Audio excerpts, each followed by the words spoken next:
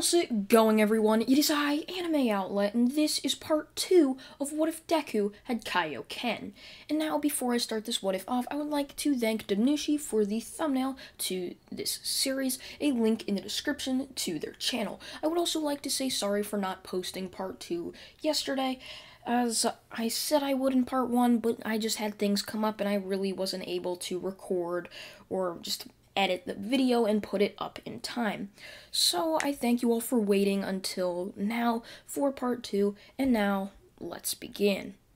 Izuku, wandering around the city, would see a bunch of people his age walking into a massive area. He would stop one of them and ask them what they were doing, as they would tell Izuku how he is stupid that he doesn't know that this is the UA campus, and they are all trying to get into UA, as it is the best hero high school in the entire area. As Izuku would be intrigued by this, hearing that it was the best hero high school in the area, as he had pretty much completely forgotten just about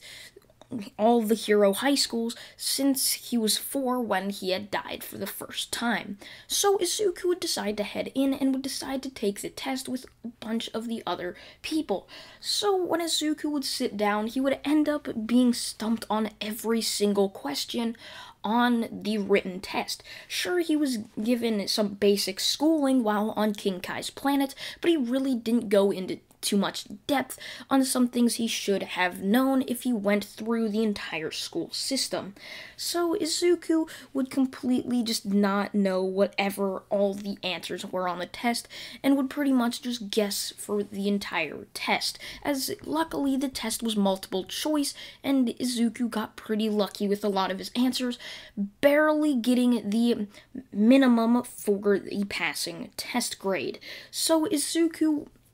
would get around a 75% on the test, barely being able to pass the test, as he would then go on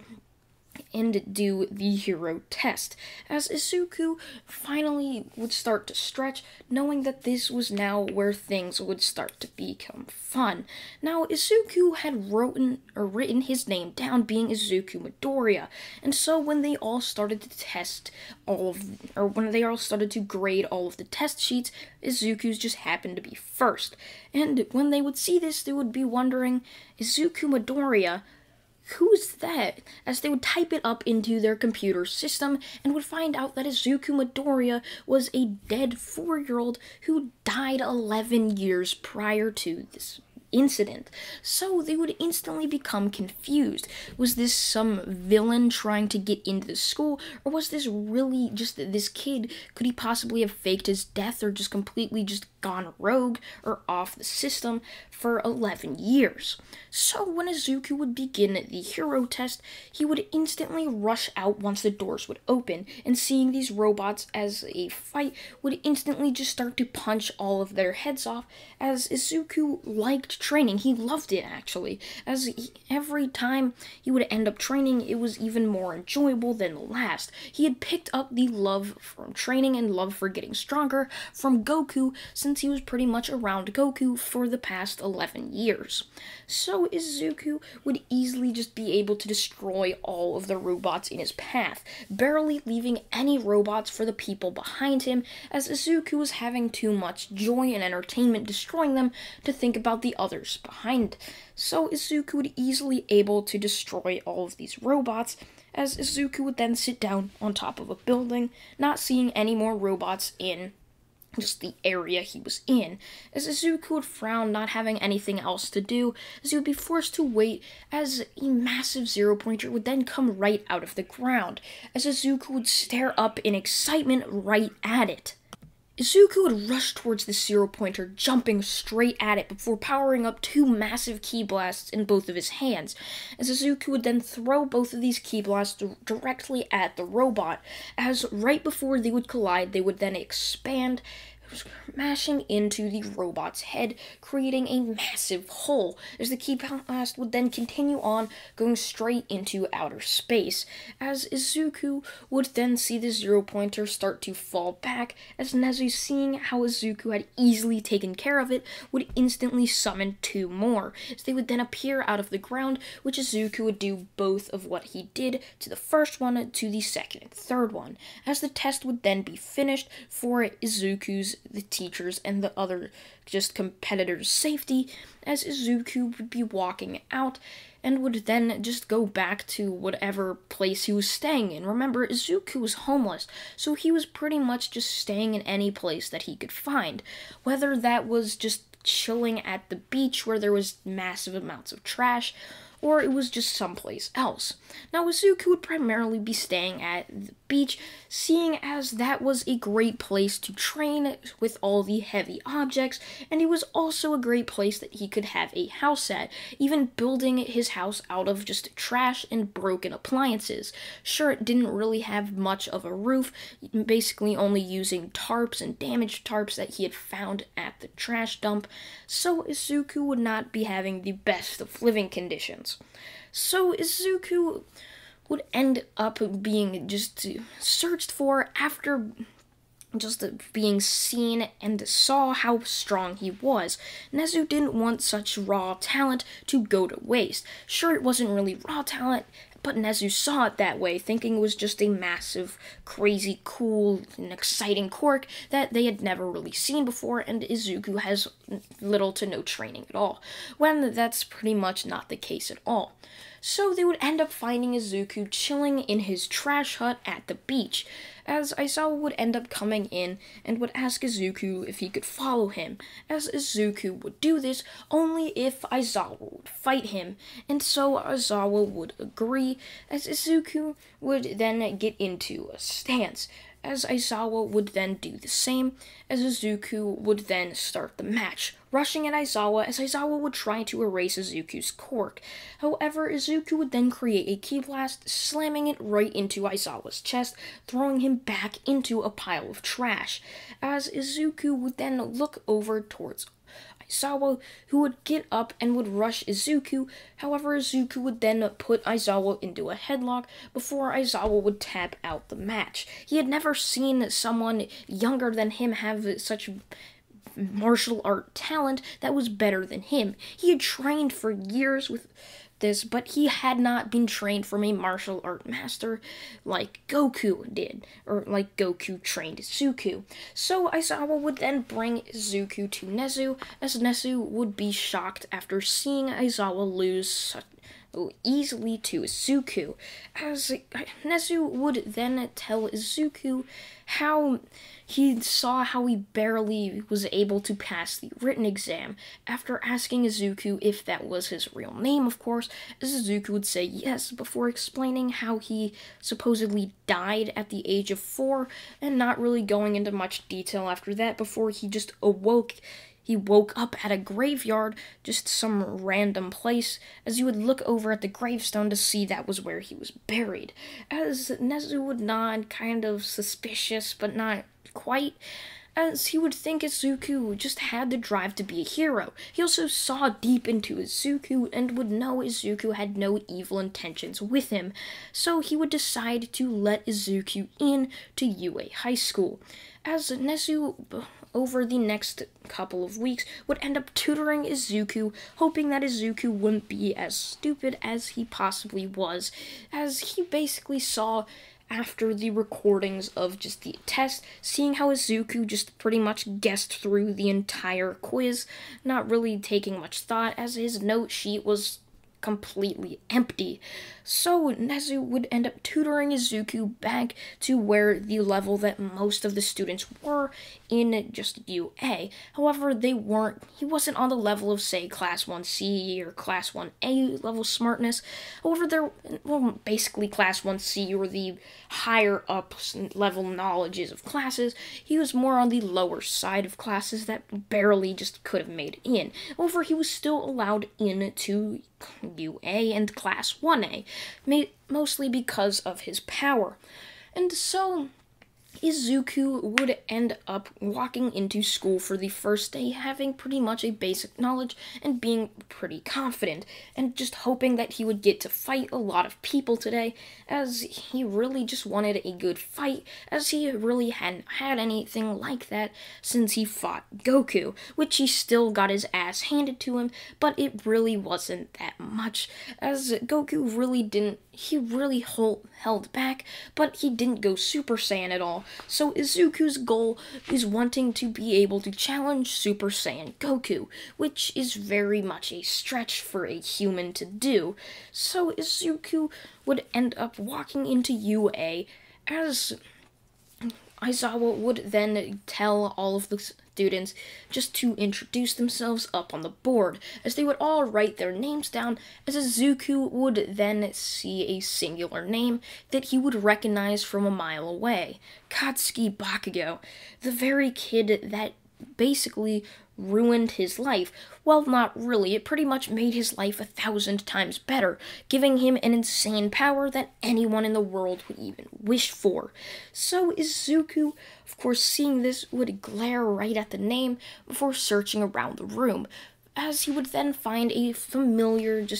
piece of hair, as Izuku would see that he was sitting directly behind the man who killed him and possibly made his life worth living, as Izuku had met his two best friends, King Kai and Goku, of course. So Izuku would end up seeing this, as Aizawa would tell all of them to head down to the testing site E after they get all of their PE uniforms. And of course, Izuku, working closely with Nezu, would end up seeing what the PE uniforms would look like, and he would think they were uncomfortable. So, before school even started, Izuku would ask Nezu if he could make a gi that was sort of like the one Goku and King Kai had given him, but in the UA colors. And of course, they would end up doing this. So Izuku would walk out just wearing nothing close to any of his other classmates, as Ida would get all defensive about how Izuku shouldn't be wearing that, as it is against the dress code or something, or it's against what Aizawa had told them to wear. However, Izuku would tell Ida to just stop talking to him, as it doesn't matter what he wears as long as he's comfortable with it, and as long as he can do whatever the task Aizawa gives them is, which Ida really couldn't argue with that. So Aizawa would then tell all of the students that the first thing they were going to be doing was fighting Izuku over there, as they would all look over to the kid that stood out the most, as they would all just wonder how could one kid stand up to the entire crowd, as Aizawa would then tell them how Izuku was easily able to beat him, their own teacher, in less than a minute. So if they really want to have a chance at beating him, they have to work together. So Aizawa would then make an arena telling them the rules, just don't go outside of these boundaries. If you get knocked out, you lose. So, similar to the Mirio fight, Izuku was easily able to beat them, as he would start to power up his ki, as most of the students, without even thinking of a plan, would rush him, as Izuku would easily be able to one-punch all of them, not even trying, as Izuku would laugh, just asking, "Come on, is that all you got?"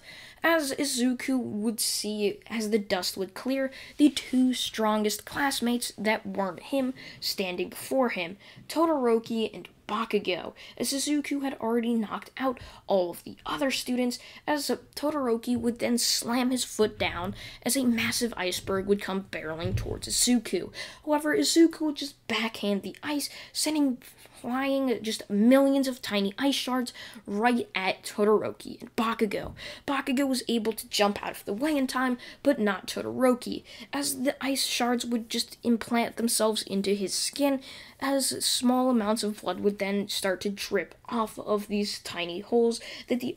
ice shards have done, as Todoroki would then decide to tap out, seeing as his arms were quite weak from the attack that Izuku had countered back at him. So now all that's left was Bakugo against Izuku, as Bakugo, who had just received One for All, would power up into full Cowling, as he had a quirk before, and he knew easily how to control a quirk And so he was easily able to do full cowling within the 10 months of training. So Bakugo would rush at Izuku. However, Izuku not really having any,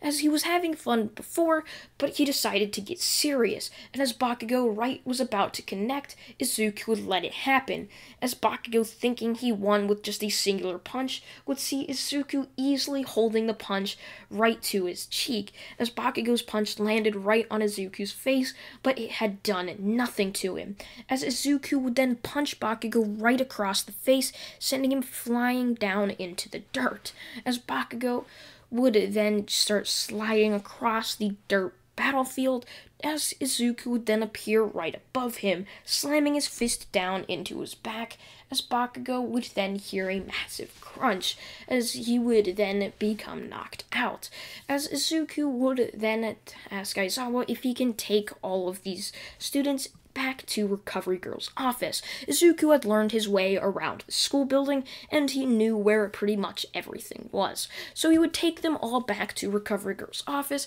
as she would be quite mad at him for having so much students having to be in her office at one time, but she really couldn't care, as she knew it was going to happen a lot more, and this is just sort of a training exercise for her. As she would see Bakugo was the worst in condition, but he wasn't as bad. Remember, Izuku wasn't really trying. That's the closest he was to trying, and he didn't even use Kaioken at all, only using the ki, as Izuku didn't deem any of them worthy of having Kaioken at all. The first to wake up would of course be Todoroki, as Izuku was tasked with bringing Todoroki back to the classroom to deem if Todoroki was fit enough to just be able to go home, as Aizawa had decided to dismiss all of them after being just beaten by Izuku so badly. So Izuku would end up walking Todoroki home, to where Todoroki would end up telling Izuku about his childhood, as Izuku would end up telling Todoroki how his childhood wasn't much better, being just supposedly killed by Bakugo, of course. However, he wouldn't tell Todoroki who his killer's actual name was, as Todoroki would ask Izuku how he was back to life, as Izuku would tell him he was given a second chance by a very, very lucky person who just happened to have a wish that he saved for years. So Todoroki, not deciding to look into it, would end up just telling Izuku his life story too, as Izuku would see Todoroki's thirst to become a hero and to save others, as Todoroki wasn't as cold as he was in the anime. The abuse he suffered from Endeavor wasn't nearly as bad as it is in canon My Hero Academia. It's a lot less than what it was. So Izuku would end up seeing how Todoroki was pure of heart and would decide to train Todoroki, much like how King Kai and Goku decided to train Izuku, as Izuku, also lacking a proper fight, wanted someone that could keep up with him in their fights. So Izuku would ask Todoroki if he wanted to become his student and to train with him, as Todoroki, seeing as Izuku was easily able to deal with him in one simple attack, he decided to say yes. And so Izuku would start to train Todoroki. And that's where I'm going to leave this What If off, everyone. I hope you all did enjoy part 2. I'm sorry again for this not coming out yesterday, but I thank you all for watching. I hope you all did enjoy this. Remember, Dubnushi, the creator of the thumbnails for the series, a link to their channel down in the description. I thank you all for watching once again, and goodbye.